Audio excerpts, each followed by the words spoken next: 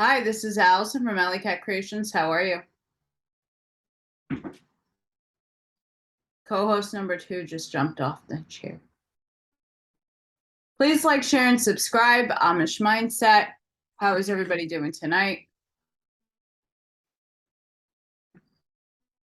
Today is Mercury retrograde and a full moon, the 9/9 portal. And what would be a really excellent book to read on the 9/9 portal? The Key of Destiny. And we're going to tackle number 19. Because why not? We did 18. Now we're going to do 19. The number of the sun. Oh, even though we have almost all the planets in retrograde, we got a lot of cosmic shit happening, a lot of things in the world going on. The sun is the best card of the zodiac. And if you've seen my prior videos, before I had to dismantle my wall, I had the sun tarot card higher than all of them because it's my favorite card, one of them. Quote, the 19th path is the intelligence of all the activities of the spiritual beings, and is so called because of the affluence diffused by it from the most high blessing and most exalted sublime glory. End quote. Sefer Yitzraya. Quote, everyone who has any idea of the ancient Egyptian exoteric faith is quite aware that for the multitudes, Osiris was the sun in heaven, the heavenly king, that by the Greeks, the sun was called the eye of Jupiter. As for the modern Orthodox Parsi, he is the eye of Ormuzd, that the sun, moreover, was addressed as all-seeing God. The Secret Doctrine, Blavatsky. Number 19 is a number of ultimate attainment, both as 19 as 1 + 9 = 10, as number 19 is the associated in all mythology and legends with the sun, and every nation of antiquity which has in any way represented this number has connected it with the great spiritual sun, while in mysteries, number 18 brings the candidate to the mastery of the sun, the vital energies and magnetic forces which in nature are forced in the physical sun. In the spiritual life of the initiate, the step symbolized by 19 is nothing less than the understanding of, correlating with, and complete mastery and control of the corresponding forces from the spiritual sun, acting in himself, the world. Here the initiate must stand firm and strong in the full knowledge of his elevation and the powers he has obtained. Here, in perfect yet not object humility, he must prepare for a still higher climb. As 19 = 1 + 9 = 10, it is, of course, represents the completion of a great cycle of the one life, which now has been tried and tested, which finds its culmination in the great sun fire initiation. One who has obtained to number 19 becomes sun initiate, a great light, ready to accomplish for the world and humanity on the inner planes that which is comparable to the work which the sun accompanies and accomplishes for the earth. Give life, warmth, love, inspiration to quicken the seeds of good, that they may grow in mankind and bring forth fruit, to quicken the process of fermentation, and by the fire of intense love and purity transmute the evil emanations of corruption and putrefaction, the disintegration of evil in higher and constructive manifestations of life, to bring to mankind the vital energy of spiritual life, ultimate peace, harmony, happiness, fruitfulness, is in fact to bring good out of evil. We're in it right now. I'm in this right now. Moving towards 19, by the way. Not there yet. Although throughout the ages many have reached this point, comparatively few have been able to withstand its awful temptations. Those who conquer become the masters of the Great White Lodge, while those who fail become the masters of the Black or Left-Hand Path, the Brothers of the Shadow, being far below this point, for this point is reached, each must deliberately have chosen this path as a Superman. Here they find awaiting them that residue of the unredeemed karma of past lives, which up to this point they have not had the power to redeem. And often they return and perhaps spend incarnation after incarnation before this gate until they finally conquer. Then they reach number 19, at which step they perfect the lessons learned by all the experiences passed through. Hence there are but few in each age who reach 19. It is therefore rightly called the fruit of ages. It is said that when one soul reaches this step, the whole earth thrills with joy, and henceforth he is one of the twice born. Quote, behold the mellow light that floods the eastern sky. In signs of praise, both heaven and earth unite. And from the fourfold manifested powers, a chant of love ariseth, both from the flaming fire and flowing water, from sweet-smelling earth and rushing wind. All nature's wordless voice in thousand tones ariseth to proclaim joy unto ye. A pilgrim hath returned back from the other shore.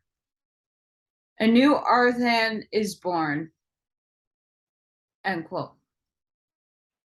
Sorry, guys. It's kind of hard to see some of these lines. The following are the various interpretations of number 19. Master of the sun, wisdom, great light, vital energy, magnetism, joy, happiness, strength, success, honor, elevation, and attainment. We also find much mystic lore and so-called superstition connected with the number 19. Among the many trinkets found in Egyptian tombs, there is a chain with 19 links completed by an oval amulet or vignette of Osiris that links being composed of 19 scarabs. Osiris was both the sun god and the god of the netherworld. In reality, the sun, where it has sunk below the horizon, yet still a god, and in no way dimmed in his glory, while Ra is the sun in the daytime. Therefore, the Egyptians always associated Osiris with initiation.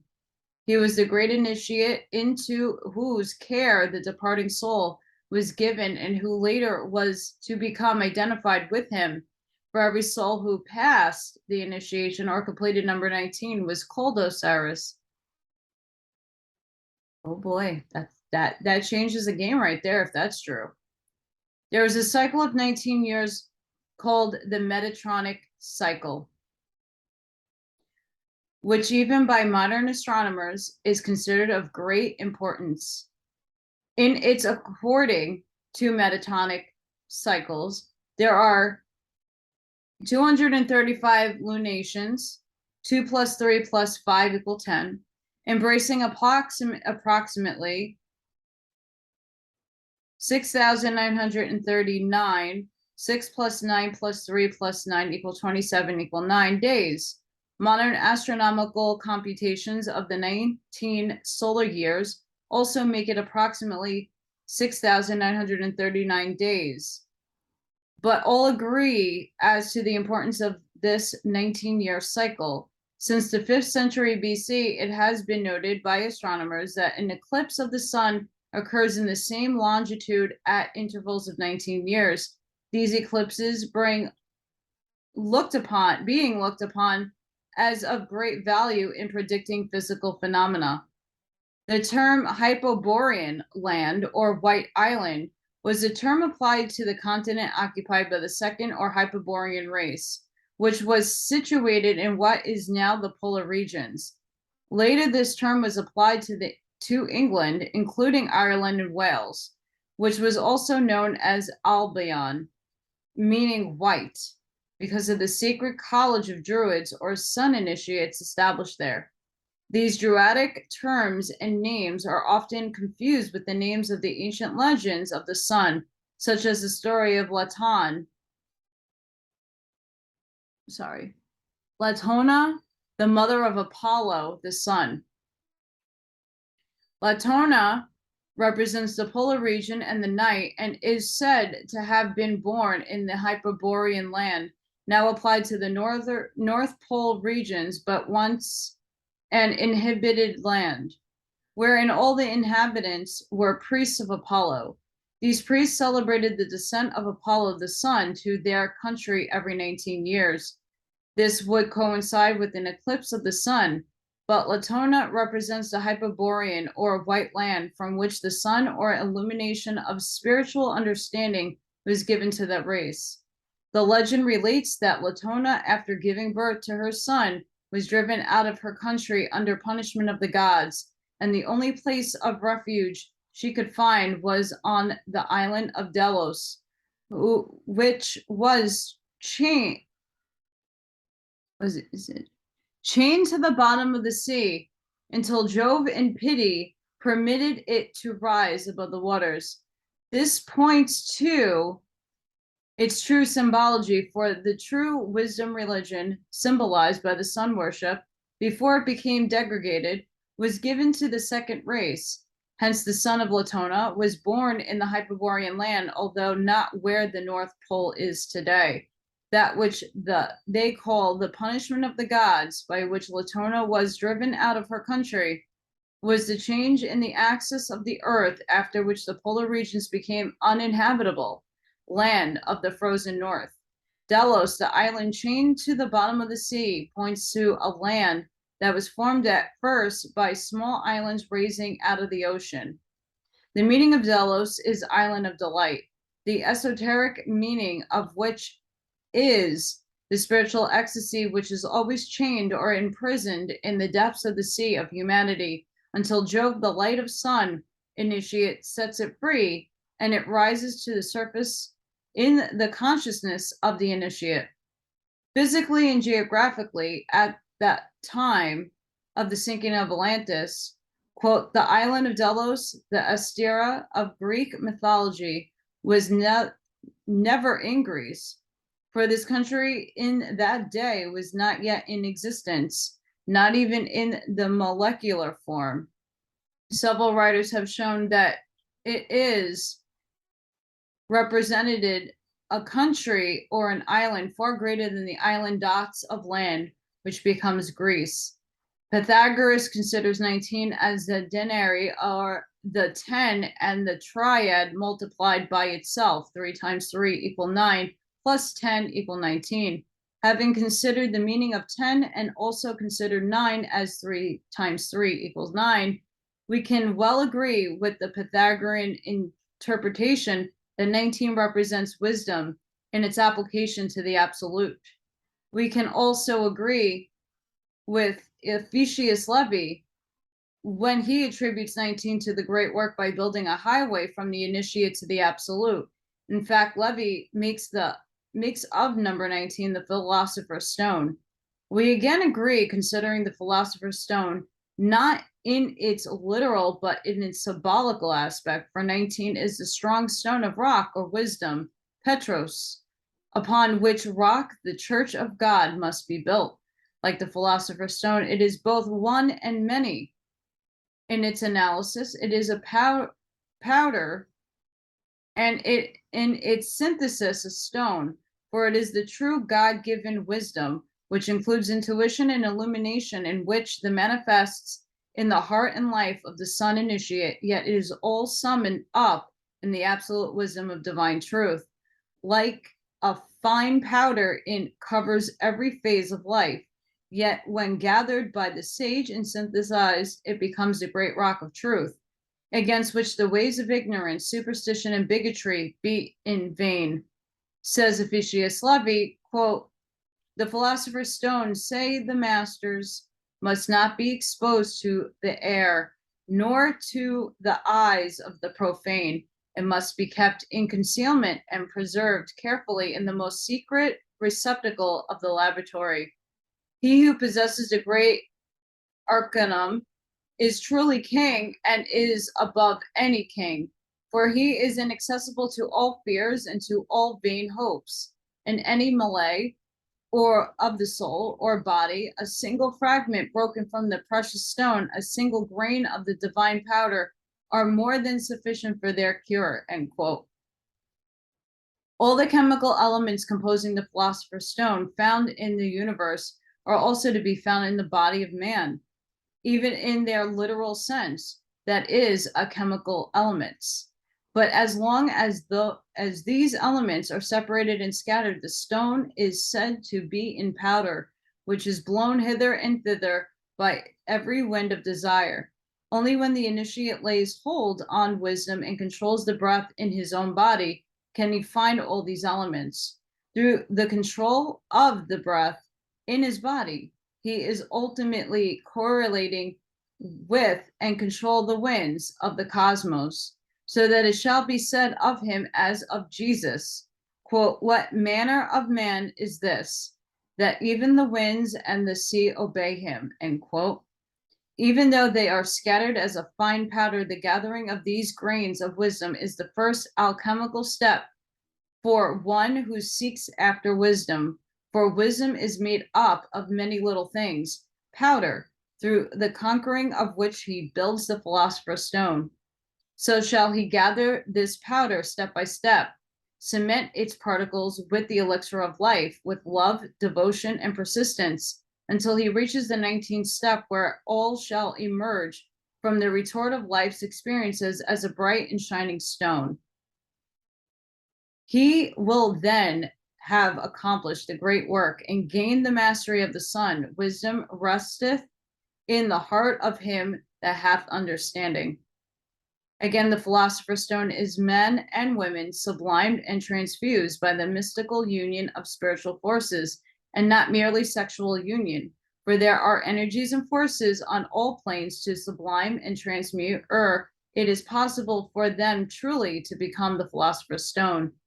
The Hermetic philosophers declare that in the making of this stone, there are two essential laws which balance one against the other. I read the Kybalion yesterday. For the stone can be produced only by the universe equilibrium of forces.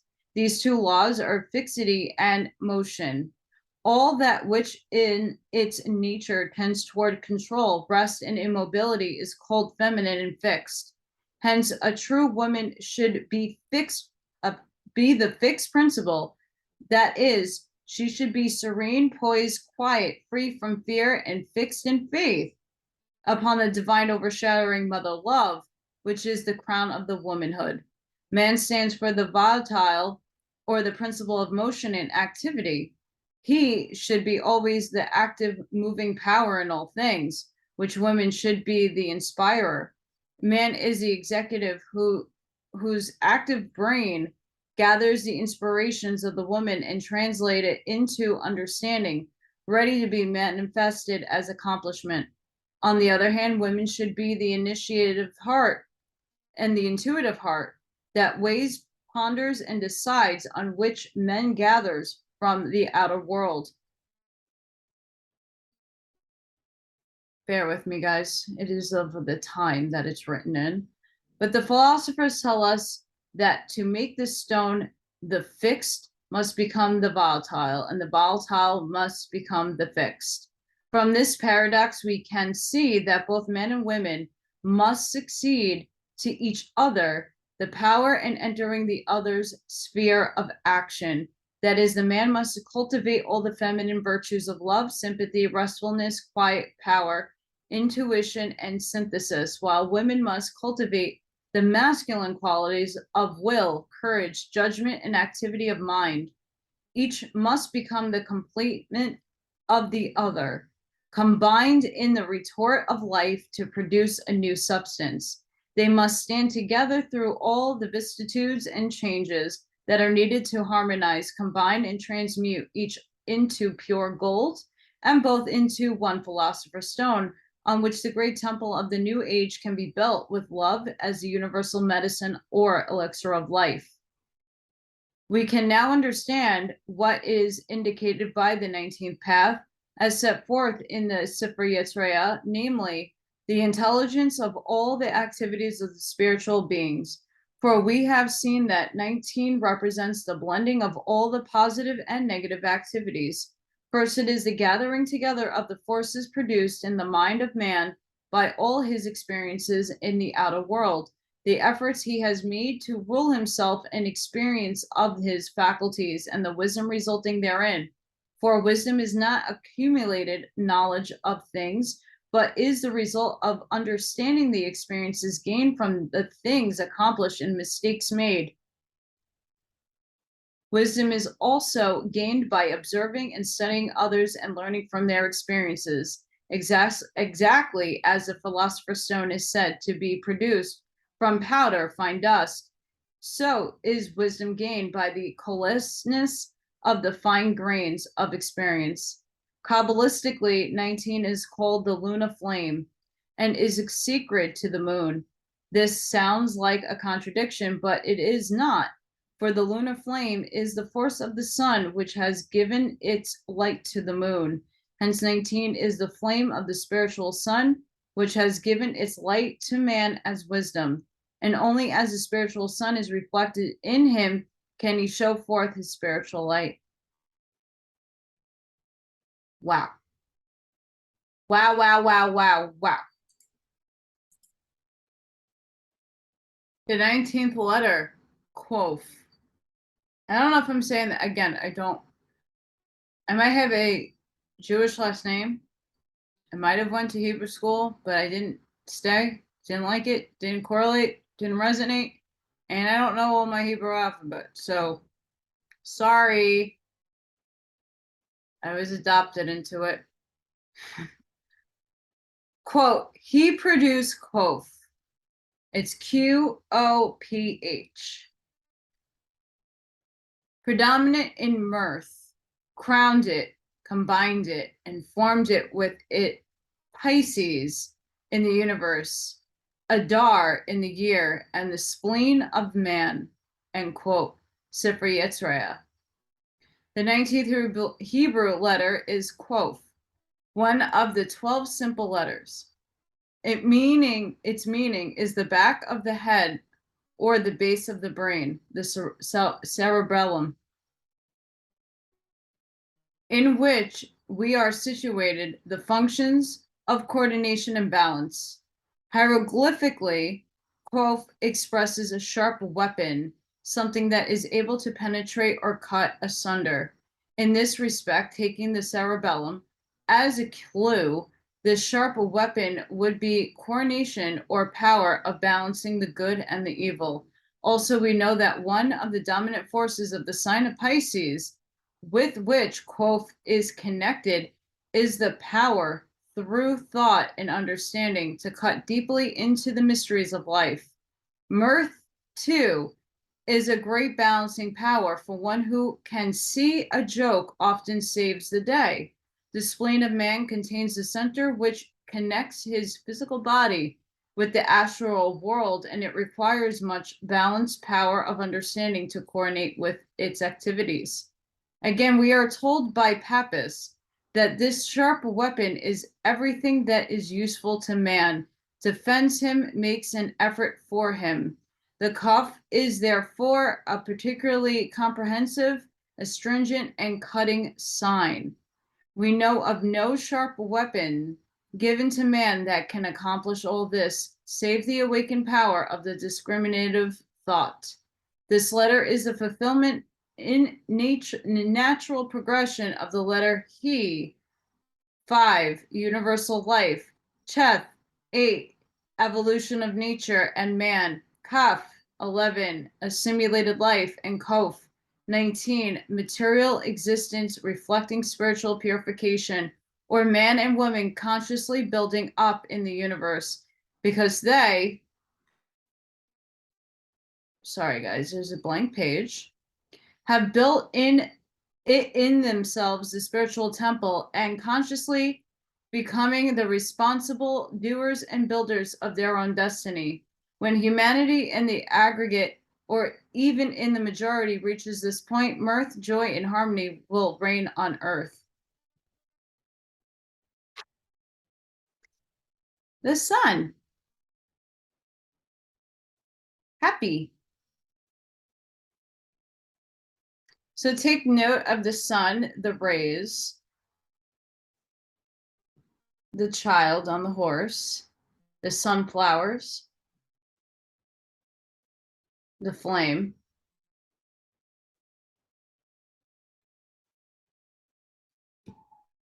Quote, to will well, to well long, to will always, but to never lust after anything. Such is the secret of power, end quote. Transcendental Magic Leve. The 19th card of the tarot is called the Sun. It pictures two naked children. And again, this is the old version of the card, not the one that we all know about. Two naked children who seem to be shut in by a high wall built of brick, symbolizing something of man's making. Above them is the full orb sun, sending forth two kinds of rays, the straight line, masculine, and the curved tongue, feminine. The two naked children standing beneath it are surrounded by a shower of 19 golden drops from the sun. The left hand of the male child is placed over the solar plexus of the female, while his right hand with the fingers cupped is held upright before him in a position of receptivity directly in the front of his own solar plexus.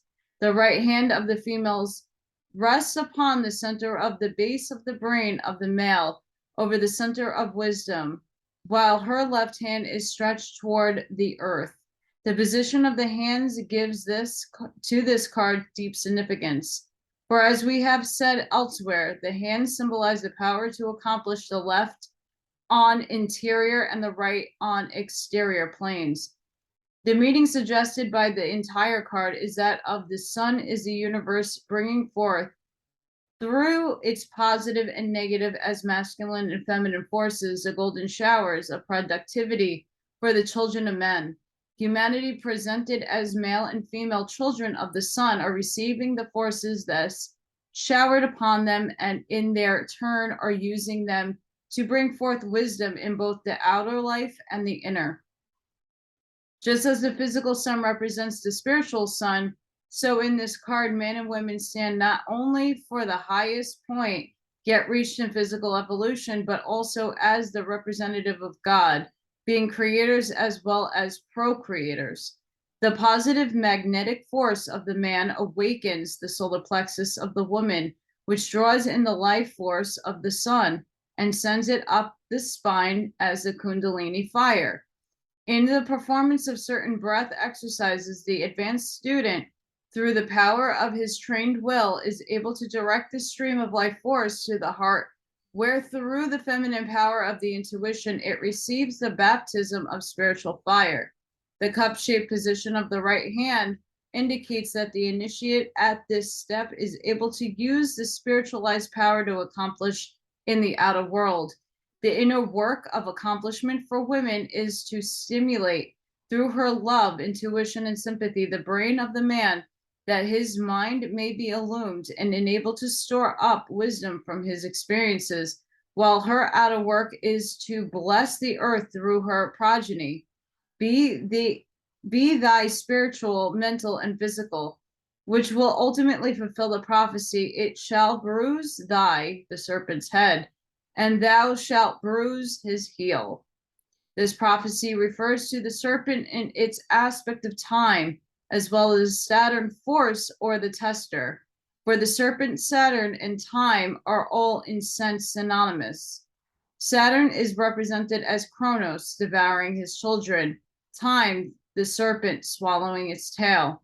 In another sense, this card refers to the great work or transmutation, sometimes called the mastery of the sun. In its twofold application for the shower of gold from the sun represents first the transmutation of metals, then the forces of nature, and finally the inner sun initiate, in which the lower nature of man and women is changed to spiritual gold. In this card, 19, whose numerical power is 1 + 9 = 10, or completion, we find the completed out picturing of that which the first card, the juggler, presented. In that card, we saw a man standing alone with two principles, active and passive, contained in himself, while before him were all the implements of the great art. In this 19th card, we find men and women united through the sun force, balanced the one with the other, and bringing to completion the great work. Hence, the work for each must first be to balance the forces within, then unite the balanced forces to complete the great work. In this 19th card, the sign of the swastika is suggested by the united attitudes of the man and women. In the secret doctrine, in reference to this marvelous symbol, we read, quote, "Verily many are its meanings. In the macrocosm work, the hammer of creation, symbolized by the sun in this card, with its 4 arms bent at right angles, refers to the continual motion and revolution in the invisible cosmos of forces. In that of the manifested cosmos, our Earth, it points to the rotation in the cycles of time. The 2 lines forming the swastika, meaning spirit and matter, applied to the macrocosm, man. It shows him to be a link between heaven and earth, the right hand being raised at the end of the horizontal arm, and the left pointing to the earth. It is at one and the same time an alchemical, cosmogonical, anthropological, and magical sign. This cross is now no longer a cross of suffering on which spirit must be crucified in its effort to uplift matter. For through the mystical divine union of this spirit in man and women, we see its works completed. It is now balanced and set in motion to perform its wonders in all words. It has become Thor's hammer, the magic weapon which strikes sparks from the flint in the picture. The centers of the body touched by the hands, swastika, the solar plexus, the sun center, and the base of the brain, the Mercury center, indicate a more important truth often overlooked in description of the tarot, namely that it is man also the active principle in both man and women, which must work through the physical forces and awaken the solar plexus in both. Or we might say it is the active principle which must connect humanity with the active principle in the cosmos contained through the sun. For the power of the solar plexus in man corresponds to the active power of the physical sun in the cosmos. But it is the feminine or the passive principle, both in man and women, which must awaken in both the center of wisdom through it spiritualize the sun force. In the cosmos, the heat, active principle of the sun, will but dry and wither its if moisture. Sorry, guys. The passive principle does not nourish and quicken the growth of the seed, and an analogous process must manifest in men and women, or the sun, both physical and spiritual, can drop showers of spiritual or physical gold upon them and upon the world. This card also suggests that the step of completion must be taken while men and women are yet on the earth, still circumscribed by human limitations. This is indicated by the wall of the 5 tiers of brick. The wall is not so high that it cannot be surmounted if necessary, yet they turn their backs upon it and standing together and working together, each in his and her own spheres, each a complement of the other. They have accomplished a great work and become the philosopher's stone. Hence, they recognize that the brick wall of physical conditions is not an insurmountable barrier to the spirit, that it is needed by those who are still working toward the completion of the work. That is, a work for humanity is shown by the 5 tiers of brick, which compose the wall surrounding their field of labor. Just as surely as a retort and fierce fire are necessary to the perfect transmutation of metals in limited field of operation, the limits of the solar system is necessary to the physical sun, that it may not dissipate its forces in the depths of space without accomplishing anything. So must there be a limit to the field in which men must complete the great work. This card also holds a world of meaning, as is to how the perfect equilibrium between man and woman can be accomplished. The man stands with his bent arm, strength bent to execute, and hand accomplishment, cup to receive the downpouring of the light forces that by the awakening of the Mercury center thought. In both united, they shall solve the riddle of the universe. The woman must uplift thought, center it upon spiritual things, and create the higher ideals for the life force to animate, strengthen, and manifest. Her other hand is pointed to the earth to accomplish by bringing forth more spiritual children, not alone through physical birth, but also by the birth of ideals and the birth of higher standards and of reforms.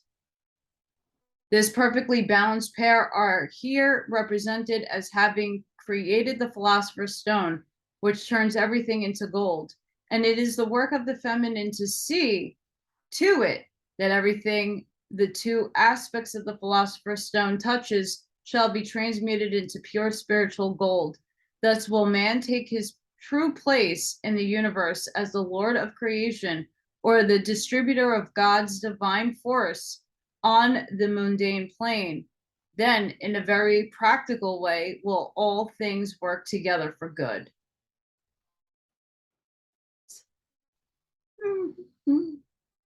That, my friends, was number 19. We're in it to win it, and this is what we need to work on as humanity right now.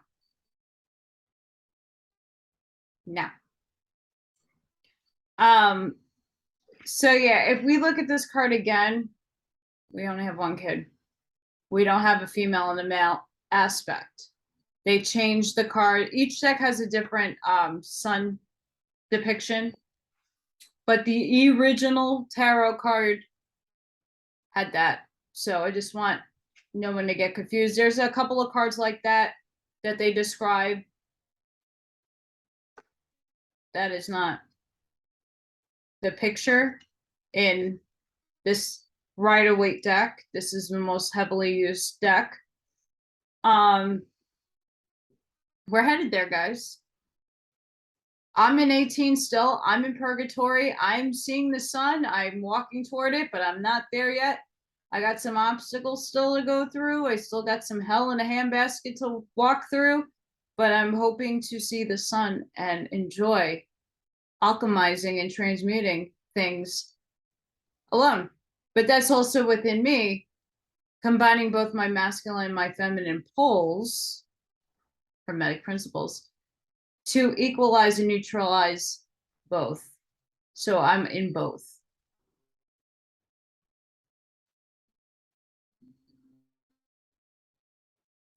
So if you get anything from my work, if you get a light bulb, a mic drop, a what the F moment, a new author, a new book to read, please considering supporting my work.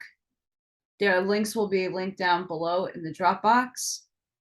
Any and everything is appreciated, and I thank you for those of you who are liking, sharing, subscribing, reposting my work, also contributing to my move. Because right now, I'm in limbo with nada. And I'm shocked they still have services.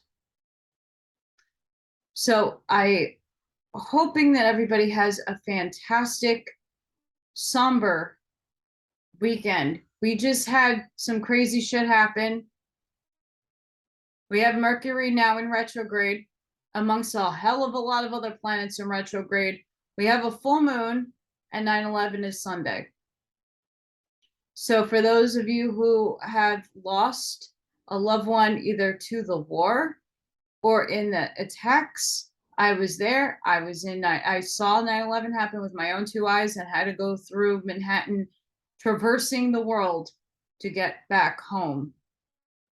And the fun that transpired, which was not fun, getting to school every day was not okay.